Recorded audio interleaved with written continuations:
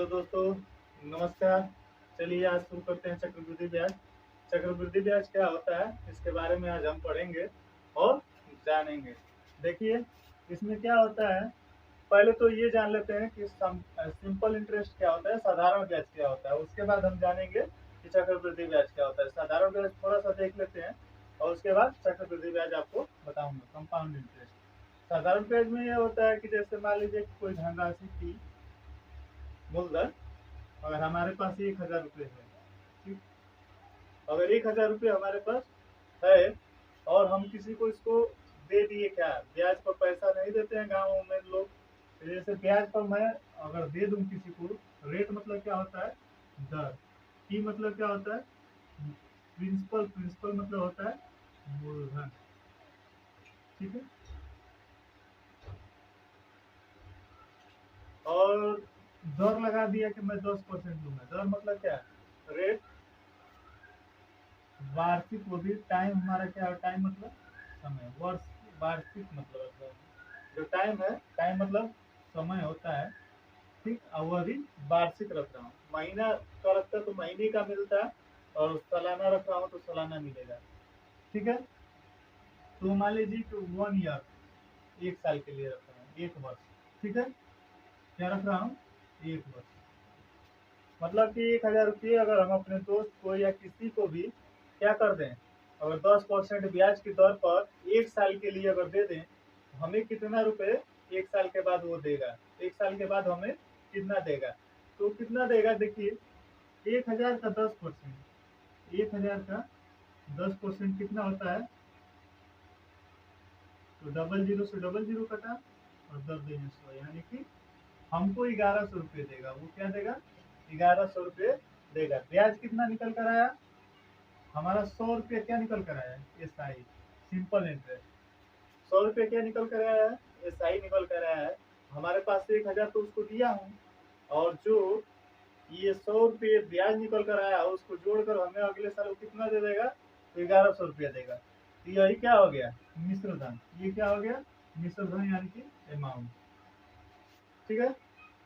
ये simple interest हो गया। 10%, अब देखिए परसेंटेज का मतलब कि 10% में निकालूं तो कैसे निकाल दिया, ये भी अगर किसी को नहीं आता है तो देखिए, दर होता है हमारा जो है, अब परसेंटेज का मतलब समझ लेते हैं। परसेंटेज मतलब क्या होता है, 1/100। परसेंटेज का मतलब क्या होता है, 1/100, या x% दे दिया है तो x% का मतलब क्या हो गया, x/100। तो यहाँ पर हमारा 10% दिया तो 10/100 होगा ही। आप किसका, जिसका होता है उसके गुणे कर देते हैं। तो 1,000 का है, 1,000 का है, उसका गुणा हो जाएगा। काट मतलब गुणा, पहले से आप पढ़ते हुए आ रहे हैं, ठीक है। तो ये देखिए सालाना दर सालाना, अब 2 वर्ष के लिए कह दिया, अगर 2 वर्ष के लिए अगर कह दिया जाए कि कितना होगा, 2 वर्ष के लिए अगर कह दिया जाए कितना होगा, मान लीजिए 100 रुपये का, अरे 100 रुपये ब्याज 1 वर्ष के लिए दे रहा है, तो 2 वर्ष के लिए हमें कितना देगा, तो 200 रुपया देगा। 3 वर्ष के लिए उसको कहा जाए तो 300 रुपया देगा। 400, 400 4 वर्ष के लिए, 500 5 वर्ष के लिए, ऐसे ही 20 वर्ष के लिए कितना करेगा, तो 20 से 100 में मल्टीप्लाई कर देंगे तो 2,000 देगा, ठीक है। 20 वर्ष के लिए हमारा कितना, 2,000 रुपये देगा। तो ये हो गया सिंपल इंटरेस्ट। सिंपल इंटरेस्ट में क्या है कि साधारण ब्याज में ब्याज का ब्याज नहीं मिलता है, बट वो जितना आपका मूलधन होता है, मूलधन हमारा 1,000 है तो 1 ही 1,000 का हमेशा वो ब्याज देगा। ब्याज किस पे मिलेगा, हमारा मूलधन पे ही मिलेगा, केवल मूलधन पे मिलेगा। बट चक्रवृद्धि ब्याज क्या कहता है कि जो हमारा 1 साल के बाद अगर 100 रुपये जो मिला है हमको, और इस पे भी ब्याज लेंगे। चक्रवृद्धि ब्याज क्या कहता है, जो 100 रुपया हमको मिला है, अब हमारा मूलधन कितना हो गया, अगले साल 1,100 रुपया हो गया। उसमें ये क्या कहता है कि अब हमारा मूलधन हम 1,100 रुपये मानेंगे, क्योंकि हमारे साल 1 साल के बाद हमारा कितना मूलधन, मतलब वो हमको कितना देगा, तो कितना देगा, तो 1,100 रुपये देगा। तो 1,100 रुपया हम उसको मूलधन मान लेता है चक्रवृद्धि ब्याज में। जब हमारा कितना हो गया, धनराशि 1,100 रुपया हो गया, तो अब 1 साल के लिए अगर रखेंगे तो 1,100 का हमको चाहिए ब्याज, 10%, न कि 1,000 का चाहिए। बस इतना ही अंतर होता है, और कुछ अंतर नहीं होता है। चलिए अब इस पे सॉल्व करते हैं सवाल।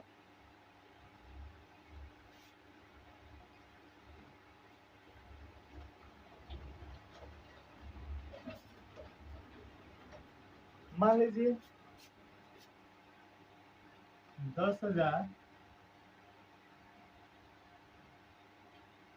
अमाउंट हमारा कितना दे दिया, अमाउंट नहीं, मिश्रधन 10,000, रेट हमारा 10% और टाइम 2 वर्ष। ठीक है। पी मतलब मूलधन, हिंदी में बता दे रहा हूँ, पी मतलब मूलधन, आर मतलब दर, और टी मतलब टाइम, टाइम मतलब समय। मतलब कि 10,000 रुपये है हमारे पास, ठीक है, उसका 10% हमको क्या चाहिए, ब्याज चाहिए, और वो भी कितने, 2 वर्ष के लिए, और वो भी किस क्या चाहिए, चक्रवृद्धि ब्याज चाहिए। क्या चाहिए हमको, चक्रवृद्धि ब्याज निकालिए। अगर कह देगा 10,000 का 10% 2 वर्षों के लिए चक्रवृद्धि ब्याज निकालिए, अगर इसको लिखित करें तो 10,000 का 10% चक्रवृद्धि ब्याज की दर से 2 वर्षों का हमें चक्रवृद्धि ब्याज बताइए। 2 वर्षों का 10,000 का 10% की ब्याज की दर से चक्रवृद्धि ब्याज निकालिए। तब क्या करेंगे, देखिए इसके कई मेथड होते हैं, 2 मेथड आपको बता दे रहा हूँ, रेशियो मेथड बता दे रहा हूँ, एक और मेथड बता दे रहा हूँ। जैसे पहला मेथड आपको अगर लगाया जाए तो मान लीजिए 10% दिया है और ये 10,000, तो 10,000 पहले है तो 10,000 लिख लेंगे, ठीक है, और उसके बाद गुणा करेंगे, कितना हो रहा है तो 10%, तो 100 में अगर 10% हम बढ़ा कर लिखें तो कितना होगा, तो 110, और परसेंट का मतलब क्या होता है, बटा 100, बटा 100। और कितने वर्ष के लिए कह रहा है, 2 वर्ष के लिए कह रहा है, तो 2 बार गुणा करेंगे, 2 वर्ष के लिए कह रहा है तो 2 बार गुणा करेंगे, तो 110 बटा में 100। अगर 3 वर्ष के लिए करता है तो 3 बार गुणा करते हैं, ठीक है। देखिए डबल जीरो से डबल जीरो कट गया, फिर डबल जीरो से डबल जीरो कट गया, नीचे का हिसाब खत्म हो गया है, ठीक है, ऊपर का ही बचा है। 11 में 11 का अगर गुणा करेंगे तो 121 होगा, एक एक जीरो इधर है, डबल जीरो बढ़ जाएगा, ठीक है। पहले हमारा मूलधन कितना था, 10,000 था, और ये निकल कर आएगा जो मिश्रधन आएगा, यानी कि अमाउंट आएगा, तो हमारा अमाउंट कितना आ गया, तो 12,100 रुपया। कितना आ गया सर, तो 12,100 रुपया आ गया। तो इस समय बढ़ा कितना, तो 2,100 रुपया, बढ़ के कितना मिला हमको, 2,100 रुपया। तो जो बढ़ के मिलता है वही क्या हो जाता है, सीआई, यानी कि चक्रवृद्धि ब्याज हो जाता है। समझ में आ रहा होगा आप लोगों को, जो ये 2,100 रुपया आया है हमारा, वही क्या है, यानी 2,100 रुपया जो आया है, 2,100 रुपया ही क्या हो गया, सीआई हो गया। देखिए इस मेथड से लगाएंगे और क्या किए हैं, उसमें से 10,000 घटा दिया हूँ, किसमें से, अमाउंट में से। ये हमारा निकल कर आया है क्या, मिश्रधन। इस तरह से क्या निकल कर आता है, मिश्रधन। जब मिश्रधन आता है तो मिश्रधन में से मूलधन घटा देंगे, हमारा सीआई मिल जाएगा, नहीं चक्रवृद्धि ब्याज मिल जाएगा, ब्याज मिल जाएगा, ब्याज मिल गया, ठीक है। तो अब देखिए दूसरा मेथड क्या कहता है, रेशियो मेथड। 10% का फ्रैक्शन क्या होता है, पहले 10% का फ्रैक्शन निकालेंगे, तो 10% का फ्रैक्शन होता है हमारा 1/10। ये तो आप लोग को पता ही है कि कैसे आया, नहीं आया तो देख लीजिए। 10% परसेंट को हटाएंगे तो बटा में क्या आएगा, 100 आएगा, एक जीरो से एक जीरो कटा, बचा कितना, 1/10, यानी कि 10% का फ्रैक्शन कितना आ गया, 1/10। और जो नीचे होता है उसको हम क्या मान लेते हैं, मूलधन मान लेते हैं, यानी कि पी। नीचे वाले को क्या मान लेते हैं, मूलधन मान लेते हैं, और ऊपर वाले को क्या मानते हैं, ब्याज मान लेते हैं, ठीक है। यानी कि अगर हम मान लें फ्रैक्शन में जो आया है, ये आया है हमारा मूलधन कितना, 10 रुपया। अगर हमको मूलधन 10 रुपया मिला है, अगर ब्याज 1 रुपया मिल रहा है, तो हमारा मिश्रधन कितना होगा, ये मूलधन हो गया, इधर मिश्रधन, दोनों का तुलना करते हैं, ठीक है। तो इधर क्या 11 रुपया हो जाएगा, हमारा मिश्रधन कितना होगा, 11 रुपया। कैसे, 10 रुपया हमारा क्या माना हो, मूलधन, नीचे वाला हमेशा मूलधन होता है, ऊपर वाला ब्याज। तो ऊपर वाला जब ब्याज है तो ब्याज और मूलधन को जोड़ देंगे तो मिश्रधन पता चल जाएगा। तो मिश्रधन हमारा आ गया 11। अब कहा है कितने वर्ष के लिए, तो 2 वर्ष के लिए। कितने वर्ष के लिए कहा है, तो 2 वर्ष के लिए। तो 10 का मल्टीप्लाई और 11 का मल्टीप्लाई, दो दो टाइम करेंगे, ठीक है ना। और 3 वर्ष के लिए करता है, 3 3 बार करते हैं, ठीक है। इसका मतलब ये क्या करते हैं, केवल मल्टीप्लाई करते हैं, 3 बार मल्टीप्लाई कर देते, अगर 2 वर्ष दिया है तो 2 ही बार करेंगे, तो 10 दहिया 100, 11 121, यानी इस तरह हमारा निकल का आया कितना, अंतर कितना आ रहा है, 21 का आ रहा है, अंतर कितना आया 21 का, यानी कि ये मूलधन हमारा कितना 100 रुपया है, उस पर ब्याज हमारा कितना मिल रहा है 21 रुपया मिल रहा है, बट एक्चुअल हमारा प्रिंसिपल कितना दिया है, तो 10,000 दिया है। इस तरह कितना है तो 100 रुपया मूलधन, इस तरह कितना है 100 रुपया, बट एक्चुअल कितना दिया है तो 10,000 दिया है, तो तुलना कर देते हैं, तो 100 के बराबर कितना है तो 10,000 है, ठीक दिख रहा है। तो 1 के बराबर हमारा कितना होगा, 00 से 00 कटा, 1 के बराबर कितना आ गया तो 100, यानी एक, तब 1 के बराबर 100 आ गया, ये हमारा ब्याज कितना आया है CI 21 आया है। अरे यहाँ पर प्रिंसिपल है, यहाँ पर मूलधन है, अरे मूलधन है ये, और ये क्या है मिश्रधन है, यानी कि मूलधन और मिश्रधन का अंतर क्या होता है, तो ब्याज ही ना होता है, तो ब्याज कितना है 21, तो 1 के बराबर अगर 100 आ रहा है तो 21 के बराबर कितना आ जाएगा, 21 के बराबर कितना हो जाए, 21 में गुणा कर देंगे तो 2100 रुपया, इस तरह भी आंसर हमारा कितना आ गया तो 2100 रुपया आ गया, और उस तरह भी कितना आंसर आ रहा था तो 2100 रुपया ही आ रहा था। तो आपको जो मेथड इसमें सही लग रहा है उस मेथड को क्या करिएगा, फॉलो करिएगा, और उसी मेथड से क्या कीजिए लगाइए, ठीक है। अब जैसे परीक्षा में जो पूछे गए हैं सवालों को सॉल्व करते हैं, जो पीछे के अभी परीक्षा बीते हैं उसमें जो मैथ के कंपाउंड इंटरेस्ट के जो सवाल पूछे गए हैं अब उसको सॉल्व करेंगे, ठीक है। तब तक इसको लिखना हो तो लिख लीजिए।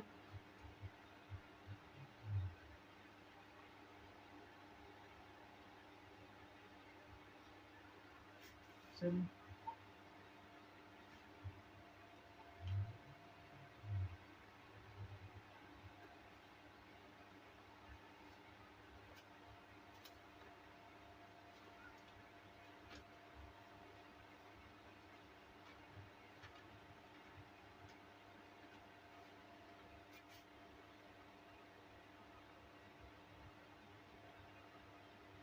देखिए पहला सवाल कह रहा है 10% वार्षिक चक्रवृद्धि ब्याज की दर पर 10% वार्षिक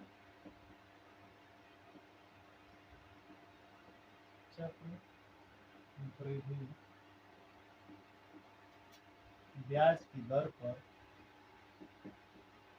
ब्याज की दर पर 1400 रुपए का, 1400 रुपए का 2 साल का, 2 साल का ब्याज क्या होगा, ये आपका परीक्षा में पूछा गया प्रश्न, ठीक है। इसके अगर ऑप्शन दिया जाए तो पहला ऑप्शन लिख लीजिए 288, बी नंबर ऑप्शन है 294, और सी नंबर ऑप्शन है आपका 332, 322, और डी नंबर ऑप्शन है 284। इस सवाल को देखिए और सॉल्व कीजिए, तब तक मैं इधर हट जाता हूँ।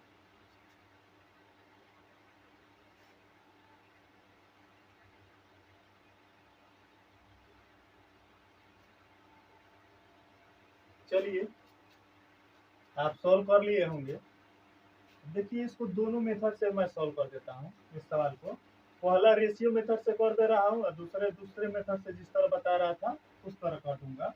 देखिए पहला फ्रैक्शन में रेशियो मेथड से करते हैं, तो 10% दिया है तो 10% का फ्रैक्शन कितना होता है, 10% का फ्रैक्शन हमारा होता है 1/10, ये तो पता है। और नीचे हमेशा बताया हूँ कि मूलधन होता है, नीचे वाले को क्या मानते हैं मूलधन, और ऊपर वाले को क्या मानते हैं, जब फ्रैक्शन निकाल लेते हैं तो नीचे वाले को हमेशा मूलधन मान लेते हैं, ऊपर वाले को ब्याज मान लेते हैं, ठीक है। ऊपर वाले को क्या मान लेते हैं ब्याज मान लेते हैं। जब ये मूलधन नीचे है तो मूलधन अगर हमारा 10 दे दिया है तो हमारा ये पी कितना है 10, ब्याज जोड़ देंगे तो अमाउंट पता चल जाएगा, यानी अमाउंट कितना हो गया तो 11 रुपया हो गया, ₹10 हमारा क्या है, मूलधन है, तो मिश्रधन हमारा कितना आ गया, ₹11 आ गया। तो अब कह रहा है कितने वर्षों के लिए, तो 2 वर्षों के लिए, तो 2 बार गुणा करेंगे। बताया हूँ आपको, जितने बार कहेगा उतने बार का गुणा करेंगे। तो 10 100 और 11 में 11 का गुणा करेंगे तो कितना आएगा, 121। और दोनों का अंतर करेंगे। देखिए मूलधन में से अगर मूलधन और मिश्रधन का अंतर जो आता है वो हमेशा ब्याज ही निकलता है।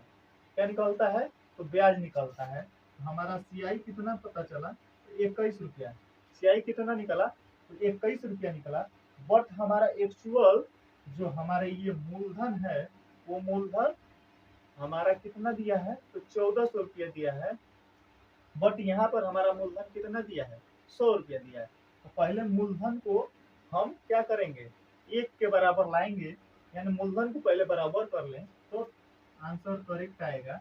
जैसे 1400 रुपया हमारा दिया है, तो नहीं, 100 के बराबर कितना दिया है, तो 1400 रुपया दिया है। तो 1 के बराबर कितना देगा, तो अगर 100 से भाग देंगे 1400 में तो कितना आ जाएगा, 14। यानी 21 के बराबर कितना हो जाएगा, 14। तो 14 से गुणा करेंगे तो 14 का में 14 को 4 और 14 दूनी 28। 28 में अगर 1 जोड़ देते हैं तो वो कितना आ जाएगा, 29। यानी कि ऑप्शन नंबर बी हमारा क्या है, सही है। देखिए 1% के बराबर कितना आ गया, 14। तो 21% बोल रहा हूँ, 1 के बराबर हमारा आ गया 14। तो 21 के बराबर कितना होगा, तो 294 रुपये। यानी कि 294 रुपया क्या आ गया, हमारा ब्याज निकल आया है। ठीक है, इस मेथड से आपको समझ में आया होगा। दूसरा मेथड अगर सॉल्व करते हैं तो पहले ही 1400 रुपया ले रहे हैं। ठीक है, 1400 रुपया जो मिश्रधन दिया होता है उसको लिख लेते हैं पहले, और उसके बाद ब्याज दर कितना है, 10%। तो 100 में दर को जोड़ देते हैं तो कितना हो गया, 110। अब बटा में परसेंटेज का मतलब क्या, बटा में 100। और जितना साल कहेगा ना उतने बार गुणा करेंगे, जितने साल कहेगा उतना बार गुणा करेंगे। तो 2 साल का है तो 2 साल में यानी कि 2 बार गुणा करेंगे। तो डबल जीरो से डबल जीरो कटा, इस डबल जीरो से दो डबल जीरो कट गया। ठीक है, यानी कि 14 गुणा 21 में और 11 में 11 को गुणा करेंगे तो 121 निकल कर आएगा। तो 121 में गुणा करेंगे 14 का, तो ये निकल के आएगा, पता है क्या, ये निकल के आएगा हमारा मिश्रधन। इससे सॉल्व करेंगे तो पहले मिश्रधन निकलता है। तो कर लेते हैं, 14 का में 14, ठीक, एक 14 दूनी 28, एक 29, ठीक, 14 का में 14 और 2, 14 2 16। ठीक है, कितना आ गया, 16। हमारा पहले कितना था, मूलधन, ये तो निकला है मिश्रधन। तो मूलधन जो हमारा है उसको घटाएंगे तो हमारा ब्याज पता चल जाएगा। इसमें से क्या कर देते हैं, घटा देते हैं किसको, तो मूलधन को घटा देते हैं। तो 294 रुपये हमारा ये आ गया सीआई, यानी कि चक्रवृद्धि ब्याज। देखिए दोनों फार्मूलों को यूज कर सकते हैं। आप तो देखिए आपको कौन सा इजी पड़ रहा है। ठीक है, दोनों से ही सॉल्व कर सकते हैं इन सवालों को, जो आपको अच्छा लगे उसको फॉलो कीजिए। ठीक है, अब नेक्स्ट सवाल को लगाते हैं।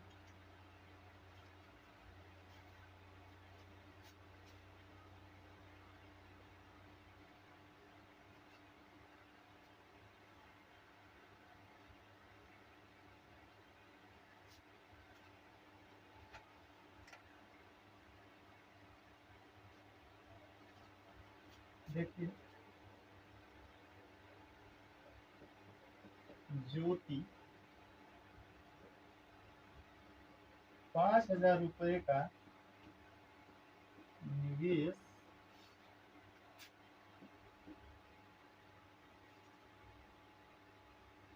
5% प्रति वर्ष चक्रवृद्धि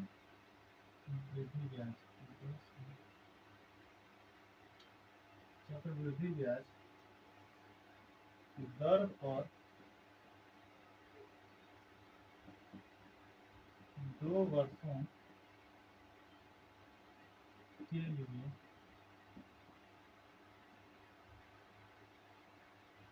करती है, क्या करती है, निवेश करती है, तो दूसरे वर्ष उसके क्रेडिट में कितने रुपए आएंगे। तो दूसरे वर्ष उसके क्रेडिट में कितने रुपए आएंगे।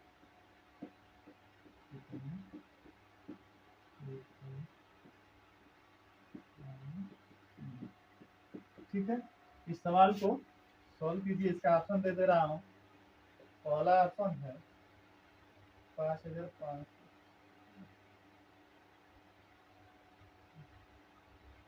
बी नंबर है 5,500, 5,000 कर रहा हूँ, 55,125 रुपये। सी नंबर पर है 52,500 रुपये। और डी नंबर हमारा है 53,100 रुपये। चलिए तब तक 5 मिनट आप सॉल्व कीजिए 5 सेकेंड में इसको।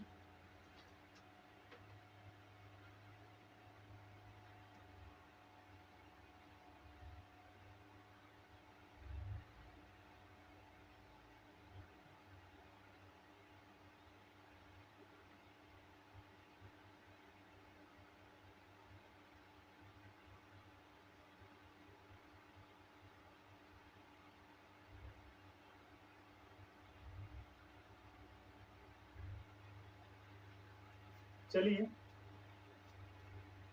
आप लोग सॉल्व कर चुके होंगे, अब इसको हम सॉल्व करते हैं। कह रहा है जो कि 5,000 रुपये का निवेश 5% प्रति वर्ष चक्रवृद्धि ब्याज की दर पर 2 वर्ष के लिए निवेश करती है, ठीक है, तो दूसरे वर्ष उसके क्रेडिट में कितना रुपए आ जाएगा। ठीक है, उसके दूसरे वर्ष उसके क्रेडिट में कितना रुपए आएगा। तो देखिए 5 रुपये निवेश कर रही है, यानी कि उसका मूलधन है। जैसे हम किसी को देते हैं जमा करते हैं, मूलधन ही मानते हैं। मूलधन दे दिया है, दर दे दिया है, और हमें कितना समय दिया है। तो क्या करते हैं, पहले रेशियो मेथड से लगाते हैं। ठीक है, तो हमारा 5% दिया है, तो 5% का फ्रैक्शन हमारा होता है 1/20। ये कैसे निकलेगा ये आपको बता दिया हूँ कि जैसे देख लीजिए 5 का मतलब 5 ऊपर रहेगा और बटा 100 कैसे आ गया, तो परसेंट का बटा 100। 5 से कटेगा ऊपर भी, 5 का 5 और इससे 5 काटेंगे तो 20। ठीक, 20/100। अब देखिए ये आ गया, यानी कि नीचे इसको क्या मानते हैं, मूलधन ऊपर ब्याज। यानी कि हमारा प्रिंसिपल कितना आ गया 20 रुपए, तो हमारा मिश्रधन कितना आएगा 21 रुपये।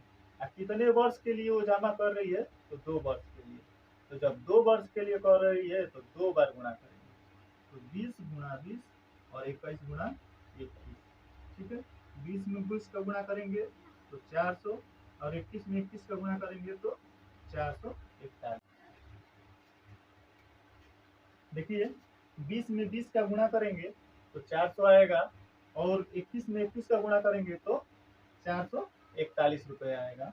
अब इसमें क्या करना है, अब इनका अंतर निकाल लेना है। अंतर निकलेगा तो हमारा ब्याज निकलेगा। अंतर कितना आ रहा है 41 रुपये का, यानी कि सीआई हमारा कितना निकला है 41 रुपये। बट हमारा एक्चुअल जो मूलधन है वो 400 रुपये नहीं है, वो कितना है, तो 5,000 रुपये है। एक्चुअल कितना है 5,000 है। तो देखिए तुलना कर देते हैं थोड़ा सा। 400 के बराबर कितना दी है 5,000। ठीक, 400 के बराबर क्या है 5,000। डबल जीरो से क्या हो गया, डबल जीरो से इसको काटेंगे, या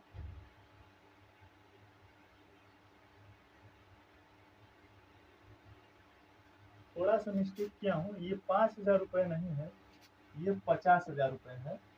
तो ये पूरा पूरा कट जाएगा। ठीक है, ये 5,000 रुपये नहीं है, ये 50,000 रुपये है, पूरा पूरा कटेगा।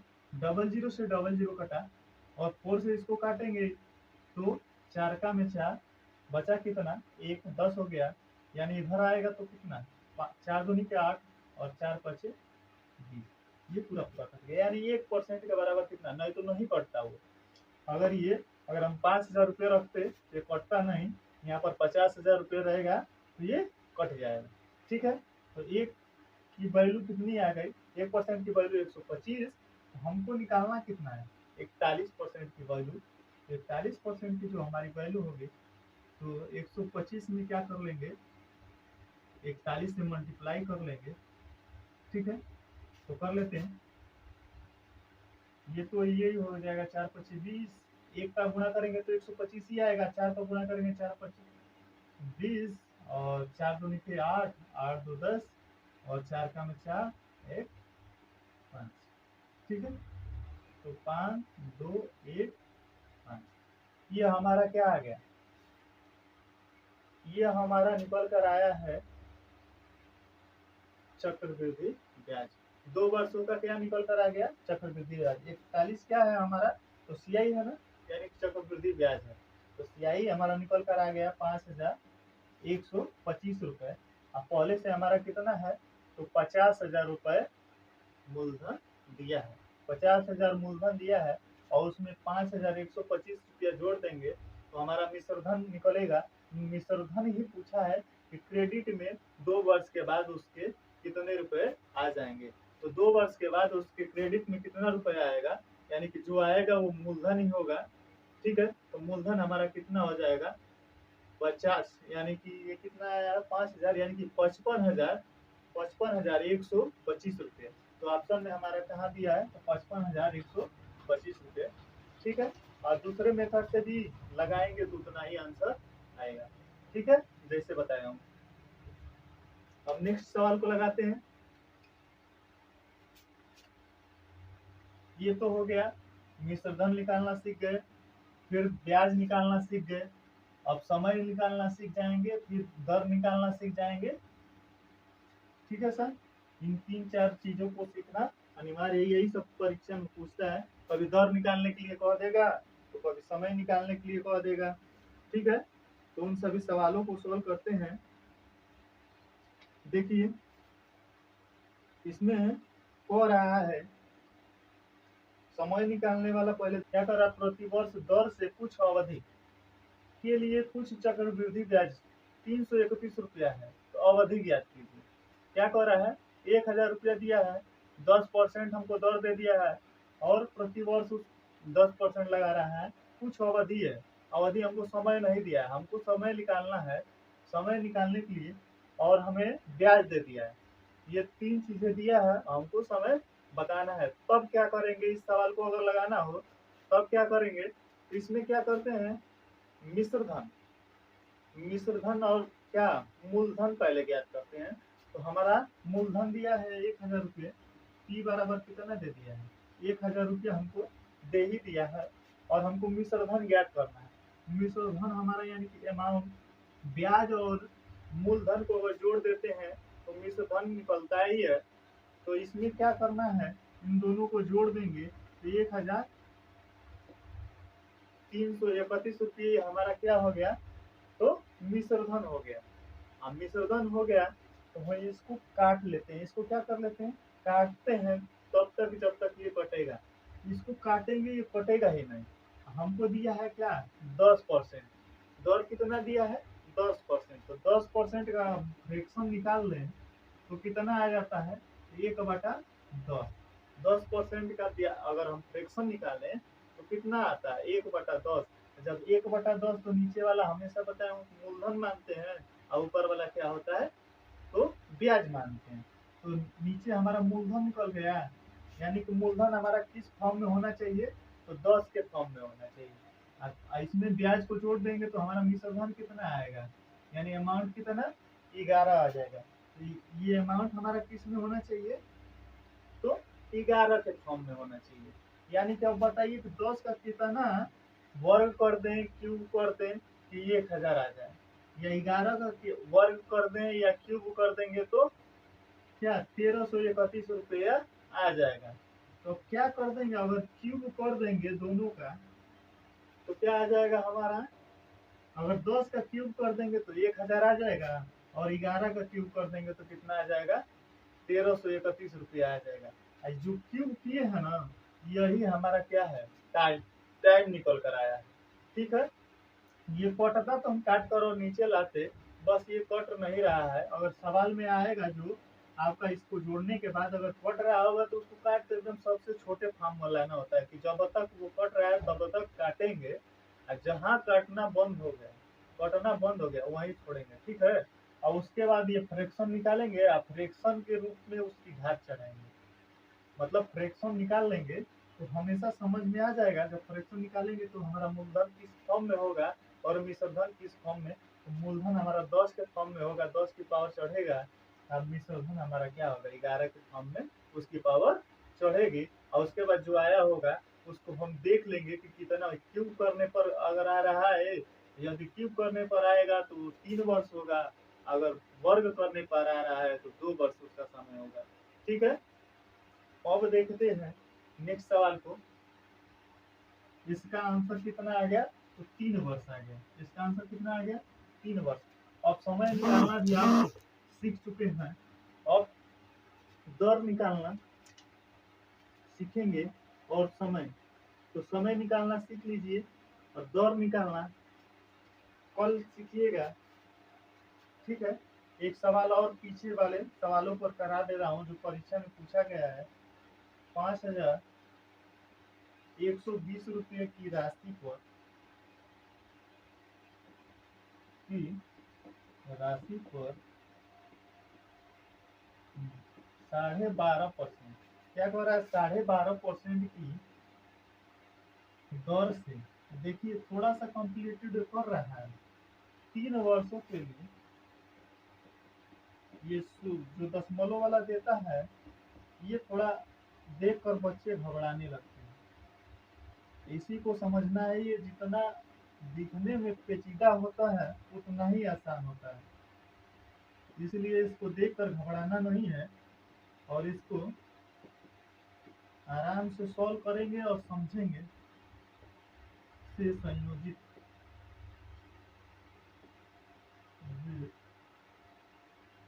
कितना होगा।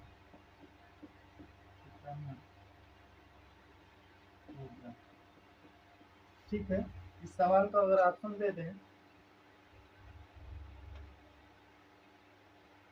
इस सवाल का अगर ऑप्शन दें आपको, तो 2200, बी दे दें, ये मान लीजिए, बी 2310, और सी मान ले हैं इसका 2170, और डी मान लें आप 2570।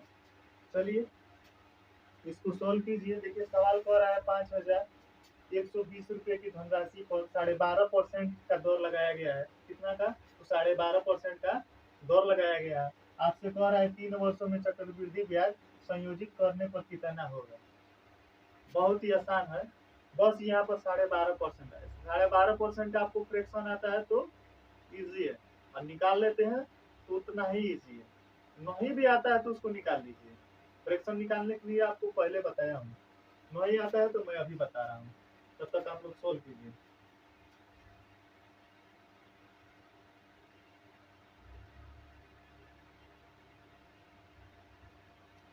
चलिए सॉल्व करते हैं। इसमें कह रहा है फ्रैक्शन के माध्यम से हम सॉल्व करेंगे, तो फ्रैक्शन पहले निकालेंगे।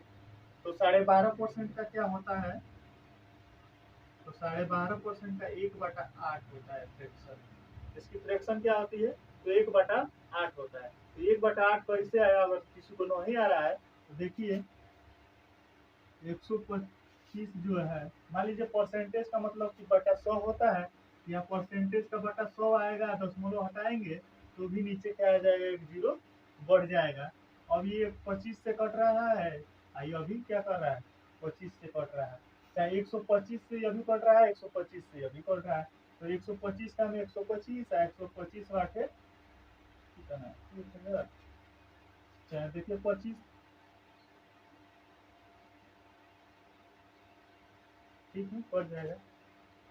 8 45 को 0, 8 2 नीचे 10, 0, 8 8, सही है। यानी कि 125 बाटे 1000, ये आ जाएगा हमारा कितना ना, ये फ्रैक्शन आ गया। फ्रैक्शन ऐसे ही निकालते हैं, ठीक है। यानी कि देख लीजिए इसको क्या है 12.5% का फ्रैक्शन क्या होता है, ये याद कर लीजिए आप लोग, थोड़ा फ्रैक्शन को याद कर लेंगे उतना ही इजी हो जाएगा। इसका क्या आया 8, यानी कि हमारा मिश्र धन कितना है 8 रुपया है, तो हमारा मिश्र धन नहीं, ये मूलधन क्या है हमारा 8 रुपया है, तो मिश्र धन कितना होगा 9 रुपया होगा। यानी ए का मान कितना दिया है 9 रुपया, और पी का मान कितना दिया है तो 8 रुपया दिया है। इतना क्लियर है ना, इसको तो बहुत बार बार बता दिया हूँ। इसको नीचे वाले को पी मानते हैं, ऊपर वाले को ब्याज मानते हैं, ठीक है। और जब ब्याज में मूलधन को जोड़ेंगे हमारा मिश्र धन निकल जाएगा, ठीक है। तो देखिए कितने वर्ष का है तो 3 वर्ष का है, यानी कि 8 का कितने बार गुणा करेंगे तो 3 बार गुणा करेंगे, 9 का कितने बार गुणा करेंगे तो 3 बार करेंगे। यानी आपको बताया था जितने वर्ष कहेगा उतने ही बार गुणा करना है, ठीक है। तो 8 है 64, और 64 में फिर 8 का गुणा कर देते हैं तो कितना आ जाएगा, और 4 को 32 को 2 और 3 हो जाएगा 8 6 48, 48 3 51, यानी 512। इसको गुणा करेंगे तो कितना आएगा 512, और इसको गुणा करेंगे तो 9 81, या 81 में 9 का गुणा करेंगे तो 9 का में 9 और 9 8 72, यानी कि 729। यानी कि हमारा आ गया 512 और 729।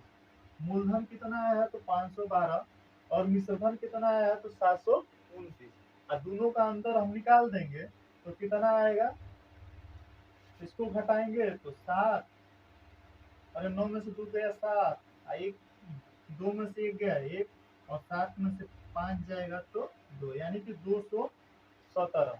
ये कितना आया हमारा 217 क्या आया है इनका अंतर, यानी कि ब्याज कितना निकल के आया तो 217।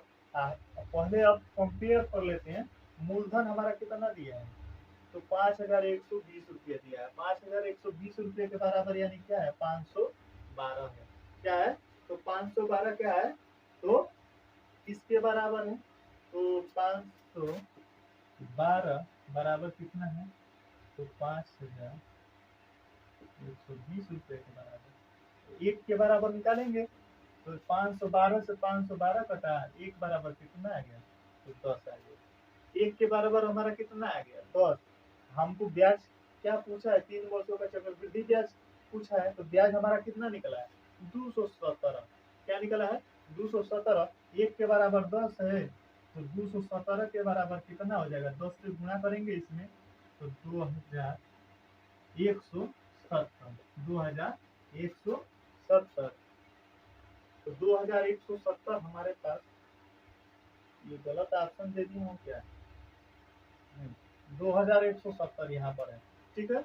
ये ऑप्शन सी नंबर आपका क्या हो जाएगा तो सही हो जाएगा 2170।